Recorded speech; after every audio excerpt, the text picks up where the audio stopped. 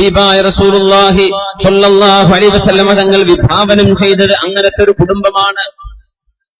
ആ കുടുംബം നശിപ്പിക്കലാണ് ഇന്നത്തെ ആധുനിക സംസ്കാരത്തിന്റെ മുഖമുദ്ര. കുടുംബ ബന്ധമില്ലാതെയാക്കുക. ചെറുപ്പക്കാരോട് പറയാ, എന്ത് ചെയ്യാ, കല്യാണമൊന്നും കഴിക്കേണ്ട, അങ്ങനെ നടന്നാൽ മതി, കാര്യങ്ങളൊക്കെ നടന്നു പോകുന്നുണ്ടല്ലോ, കല്യാണം വേണ്ട, അത് ബാധ്യതയാണ് എന്ന് പറയാം. കല്യാണം, വിവാഹം എന്ന് പറയുന്നത് ഉത്തരവാദിത്വമല്ലേ, അതിന് ചെയ്യണ്ട എന്ന് മക്കളെ പഠിപ്പിക്കുകയും അങ്ങനെ പ്രബോധനം ചെയ്യുകയും ചെയ്യുന്ന ആളുകൾ. മഹാനായ അബ്ദുൽ മലിക് ബിൻ ഖരീബ് റളിയല്ലാഹു അൻഹു അദ്ദേഹം ഒരു സംഭവം പറയുന്നുണ്ട്. ഒരു പെണ്ണിനോട് അദ്ദേഹത്തിന്റെ മനസ്സിലൊരു ഒരു ആഗ്രഹം തോന്നി, അവളെ കല്യാണം കഴിക്കണമെന്ന് പറഞ്ഞപ്പോ ആ പെണ്ണ് ഇങ്ങോട്ട് പറഞ്ഞു, കല്യാണം വേണ്ട, പക്ഷെ നമുക്കൊരു ഫ്രണ്ട്ഷിപ്പ് ആവാം എന്നൊക്കെ. അങ്ങനെയാണ് ഡേറ്റിംഗ് എന്ന് ഇംഗ്ലീഷുകാരൻ പറയുന്ന ഒരു സംഭവം നമ്മുടെ നാടുകളിലൊക്കെ അതിവിദൂരമല്ലാത്ത ഭാവിയിൽ നമ്മുടെ ആൺകുട്ടികളും പെൺകുട്ടികളും ഒക്കെ 18 വയസ്സ് പ്രായമായി കഴിഞ്ഞാൽ കണ്ടവന്റെ കൂടെ, കണ്ടവളുടെ കൂടെ ഒരുപാട് കാലം താമസിച്ച് മക്കളുണ്ടായി കഴിഞ്ഞതിന്റെ ശേഷം പിന്നെ ആലോചിക്കും കല്യാണം കഴിക്കണോ വേണ്ടേ. അങ്ങനത്തെ സംസ്കാരമാണ് ഇവിടെ പാശ്ചാത്യന്മാർ പ്രചരിപ്പിച്ചുകൊണ്ടിരിക്കുന്നത്. അത് നമ്മുടെ നാട്ടിലൊന്നും വരില്ല എന്നാരറിഞ്ഞു. ഇന്റർനെറ്റിന്റെ ആ ഒരു യുഗം നമ്മുടെ ജീവിതത്തിലേക്ക് വരുത്തിയ മാറ്റങ്ങൾ, ഫിത്തനകൾ നമ്മുടെ മുമ്പിലേക്ക്, കൺമുമ്പിലേക്ക്, കൊച്ചു സ്ക്രീനിലേക്ക്, നമ്മുടെ മൊബൈൽ ഫോണിലേക്ക് ഫിത്തനകൾ നമ്മുടെ കൺമുമ്പിൽ വന്നു.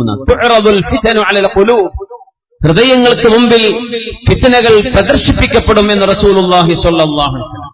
തുഅറദുൽ ഫിതൻ അലൽ ഖുലൂബ്. നമ്മുടെ സിനിമകൾ, കലാകാരന്മാർ കലയുടെ പേരിൽ ലൈസൻസ് കൊടുത്ത് എന്താഭാസങ്ങളും അഭിനയിപ്പിച്ച് നടീനടന്മാരെ കൊണ്ട് വലിയൊരു മെസ്സേജ് സമൂഹത്തിന് കൊടുക്കുന്നത് വിവാഹബന്ധം തകർക്കുകയും ഫ്രണ്ട്ഷിപ്പ് ആവാം, അതാരോടുമാവാം എന്ന ഒരുതരം ലിബറലിസമാണ്.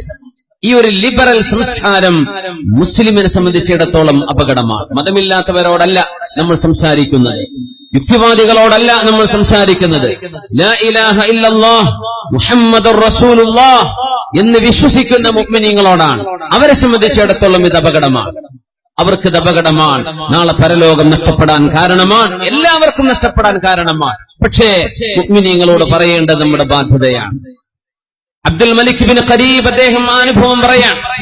ആ പെണ്ണിനോട് കല്യാണം കഴിക്കട്ടെ എന്ന് ചോദിച്ചപ്പോ അവള് പറഞ്ഞു, കല്യാണം വേണ്ട, നമുക്കൊരു ഫ്രണ്ട്ഷിപ്പ് ആവാം. അദ്ദേഹം പറഞ്ഞു, വേണ്ട എങ്കിൽ വേണ്ട എന്ന് പറഞ്ഞു. അങ്ങനെയൊക്കെ ഒന്ന് തുറന്നു പറയാനുള്ള ആർജവം നമ്മുടെ ചെറുപ്പക്കാർക്കൊക്കെ അല്ലാഹു നൽകട്ടെ. ആമീൻ യാ റബ്ബൽ ആലമീൻ. അങ്ങനെ പിന്നെ അവളുടെ മനസ്സിൽ ആഗ്രഹം തോന്നി, ഈ ചെറുപ്പക്കാരൻ തിരക്കേടില്ലല്ലോ, അവനെ ഒരു പുതിയാപ്പിളയായി ഒരു ഭർത്താവായി ജീവിതത്തിലേക്ക് സ്വീകരിക്കാമെന്ന് അവൾക്ക് തോന്നി. പിന്നീട് അങ്ങനെ അവൾ ചോദിച്ചു, കല്യാണം കഴിക്കല്ലേ, ഞാനതിന് റെഡിയാണ്. അദ്ദേഹം പറഞ്ഞു, ലാ വല്ലാഹ് ലാ ഹാജത ലീ ബിമൻ ദഅഉതുഹാ ഇലാ തഅത്തില്ലാഹ് വദഅത്നി ഇലാ മഅസിയതിഹി. ഞാൻ ഏതൊരു പെണ്ണിനെ അല്ലാഹുവിനെ അനുസരിക്കാൻ വിളിച്ചുവോ ആ നേരത്തെ എനിക്ക് ഉത്തരം നൽകാതെ അല്ലാഹുവിനെ അനുസരിക്കാൻ വേണ്ടി പറഞ്ഞ് നിക്കാഹിലൂടെ ഒരു കുടുംബ ബന്ധം ആവശ്യപ്പെട്ടപ്പോൾ അത് വേണ്ടെന്ന് പറയുകയും വ്യഭിചാരമാകാമെന്ന് സമ്മതിക്കുകയും ചെയ്ത ഒരു പെണ്ണ് അല്ലാഹുവിനെ തിന്മ ചെയ്യാൻ എന്നെ വിളിക്കുകയും ചെയ്ത, നന്മയിലേക്ക് വിളിച്ചപ്പോൾ ഇല്ലെന്ന് പറയുകയും തിന്മ ചെയ്യാൻ എന്നെ വിളിക്കുകയും ചെയ്ത ഒരു പെണ്ണിനെ എന്റെ ജീവിതത്തിൽ എനിക്ക് ഭാര്യയായി വേണ്ട എന്ന് തീരുമാനിച്ച ഒരു മഹാന്റെ ചരിത്രമാണ് ആനായ അബ്ദുൽ മലിക് ഇബ്നു റഖീബ് റളിയല്ലാഹു അൻഹു പഠിപ്പിക്കുന്നത്. ലാ ഹാജത ലീ ഫീഹാ, എനിക്കത് വേണ്ട, ഹലാലുണ്ടെങ്കിൽ മതി, ഹലാലാണെങ്കിൽ മതി, അല്ലാഹു അനുവദിക്കുന്ന ബന്ധങ്ങൾ മതി. ആ രീതിയിലേക്ക് നമ്മുടെ ചിന്തകൾ കൊണ്ടുപോവാൻ ഈ കാലഘട്ടത്തിൽ പ്രയാസമുണ്ട്. നമ്മുടെ യുവാക്കളോട്, ചെറുപ്പക്കാരോട് പറയട്ടെ, അല്ലാഹുവിന്റെ ഹബീബ് ചെറുപ്പക്കാരെ സംബന്ധിച്ച് പറഞ്ഞത്, ഉസീകും ബിശ്ശബാബി ഖൈറാ, എന്റെ യുവാക്കളോട് നിങ്ങൾ നന്നായി പെരുമാറണമേ, യുവാക്കളോട് നന്നായി പെരുമാറണമേ. ഹബീബായ തങ്ങളുടെ ഹദീസാണത് സല്ലല്ലാഹു അലൈഹി വസല്ലം. فإنهم أرق أفئدة بعثت بالحنيفية السمحة فحالفني الشباب وخالفني الشيوخ شفيعنا رسول الله.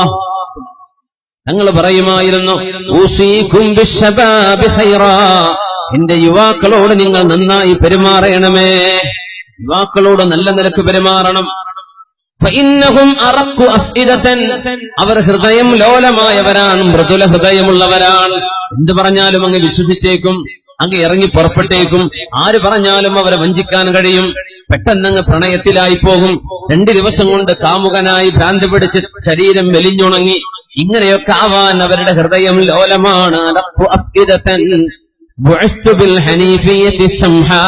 അള്ളാഹു എന്നെ നേരായ ഋജുവായ ഇസ്ലാമുമായി പറഞ്ഞയച്ചപ്പോൾ ചെറുപ്പക്കാരാണ് എന്റെ കൂടെ വന്നത്. പ്രായമുള്ള ആളുകളൊക്കെ എനിക്കെതിരായിരുന്നു. അതുകൊണ്ട് എന്റെ കൂടെ നിന്ന് ചെറുപ്പക്കാർക്ക് തെറ്റുപറ്റുമ്പോൾ നിങ്ങൾ അവർക്ക് നല്ല നിലക്ക് പറഞ്ഞു കൊടുക്കണമേ. യുവാക്കളോട് നിങ്ങൾ നന്മ ചെയ്യണമേ, അവർക്ക് നല്ല നിലയിൽ പറഞ്ഞു കൊടുക്കണമേ എന്ന അഷ്റഫുൽ ഖൽഖിന്റെ ഹദീസിൽ നിന്നാണ് നമ്മൾ ആരംഭിക്കുന്നത്. നല്ല നിലക്കുള്ള സാരോപദേശം, ആക്ഷേപം, കുറ്റപ്പെടുത്തലുകളല്ല. ഉപദേശം, സാരോപദേശം.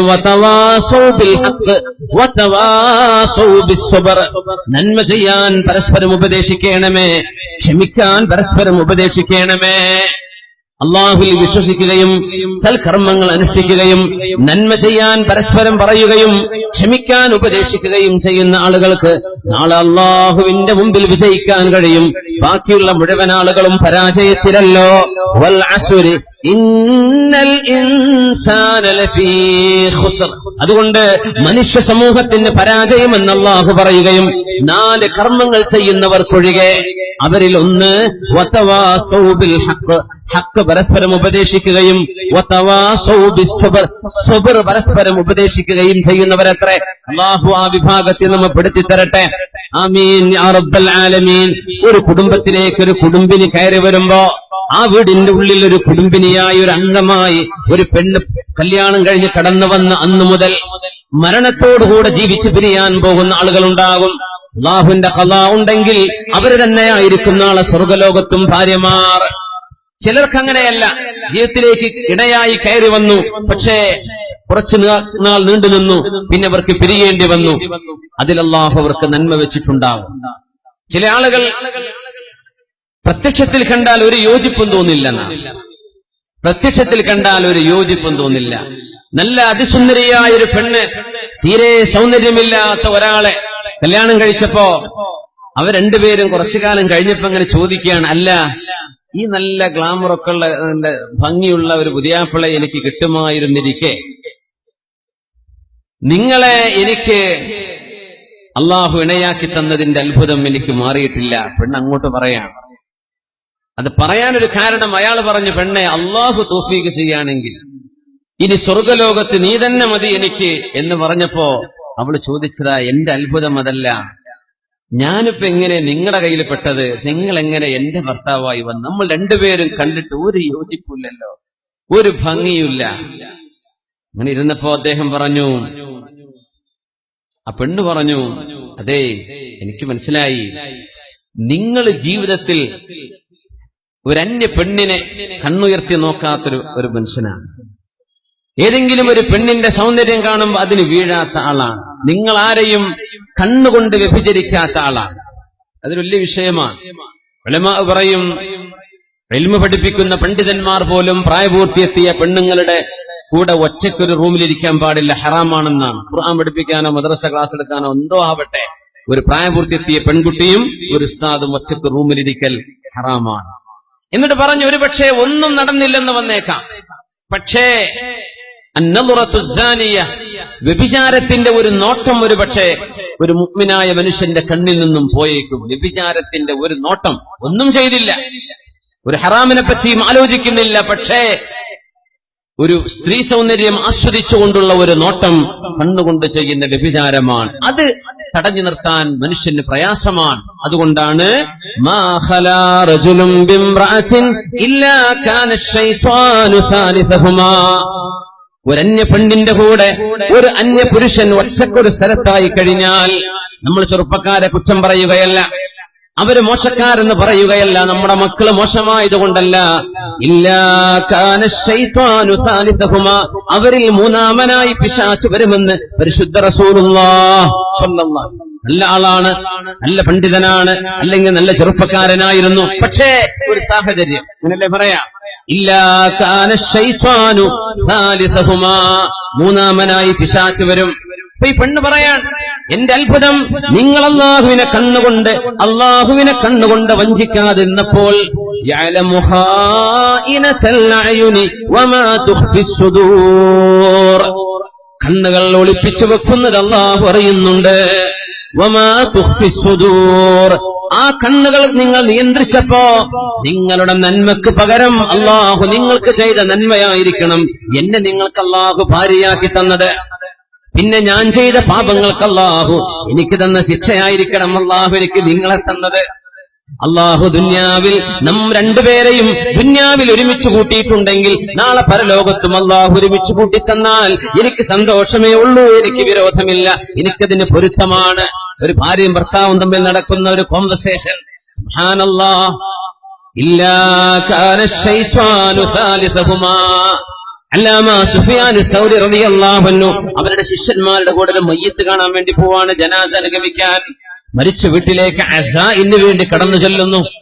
അപ്പൊ കുറെ ശിഷ്യന്മാര് കൂടെയുണ്ട്. ഒരു വീട്ടിലേക്ക് കയറി ചെല്ല സ്വാഭാവികമാണ്. ദ്വായറക്കാനോ അല്ലാതെയൊക്കെ ഉസ്താദുമാരും നാട്ടുകാരും ഒക്കെ ഒരു മരണ വീട്ടിലേക്ക് കടന്നു വരും, സ്വാഭാവികമാണ്. മഹാനായ സുഫിയാൻ സൗരി റളിയല്ലാഹു അൻഹുവിന്റെ ശ്രദ്ധയിൽപ്പെടുന്നു.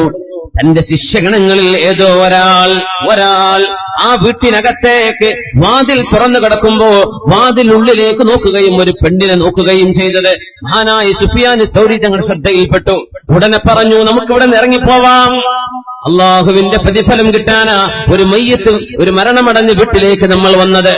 ആ വീട്ടിലേക്ക് വരുമ്പോൾ തിന്മയുമായി നമ്മൾ പോകുന്നത് ശരിയല്ലല്ലോ. അതുകൊണ്ട് മഅദല്ലാഹ്, ഈ ഒരു നന്മ നടക്കേണ്ട സ്ഥലത്ത് പോലും തിന്മ നടക്കുകയാണെങ്കിൽ അതിനേക്കാളും ഭേദം ഇവിടെ നിന്ന് ഇറങ്ങി ഓടുകയാണെന്ന് പറഞ്ഞ് ശിഷ്യഗണങ്ങളെയും കൊണ്ട് ഇറങ്ങിപ്പോയ അല്ലാമ സുഫിയാൻ സൗരി റളിയല്ലാഹു അൻഹു, സ്വല്ലു അലൻ നബി മുഹമ്മദിൻ വആലി.